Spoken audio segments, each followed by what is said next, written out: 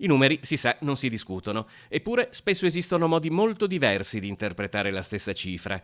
L'aumento del 20% di locazioni turistiche registrato a Venezia nell'ultimo periodo, ad esempio, visto da Cafarsetti, può essere interpretata come una manna capace di far salire il montepremi della tassa di soggiorno oltre il 1.600.000 euro nella sola prima metà dell'anno. Marco Gasparinetti, del gruppo 25 Aprile, invece, si fa portavoce di chi ha un'altra chiave di lettura.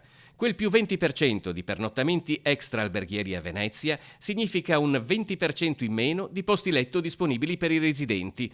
A meno che l'obiettivo non sia quello di trasformare Venezia in un albergo diffuso, c'è poco da gioire. Il metro quadro che si libera diventa locazione turistica. Quindi come veneziani dovremmo forse metterci una mano sulla coscienza e chiederci se questa è la città che vogliamo.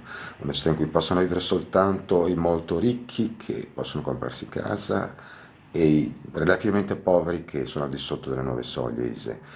Se vogliamo fare qualcosa di concreto per questa città, gli strumenti ci sono, esiste anche una legge regionale, legge Caner, a cui dedicheremo un dibattito in Bragora il 20 settembre. Il problema di Venezia, sostengono dal gruppo 25 Aprile, non è il singolo che affitta ai turisti, ma la somma di tutti i singoli che non fanno altro, magari per mancanza di incentivi a fare diversamente. Il Comune sta sicuramente facendo la sua parte, anche perché siamo sotto lezioni, per quel che riguarda la riconsegna alla cittadinanza di tutti quegli appartamenti in proprietà comunale che per mancanza di restauri negli anni precedenti erano rimasti vuoti. Di questo diamo atto molto volentieri all'amministrazione comunale. Se abitare a Venezia non è un problema per chi ha disponibilità finanziaria e per chi, avendone poca, può entrare nella graduatoria degli alloggi popolari, a rimanere schiacciata nel mezzo c'è quella classe media troppo benestante per un aiuto pubblico, che però è allo stesso tempo troppo povera per affrontare un mercato dai prezzi proibitivi, una situazione che dovrà obbligatoriamente essere presa in considerazione.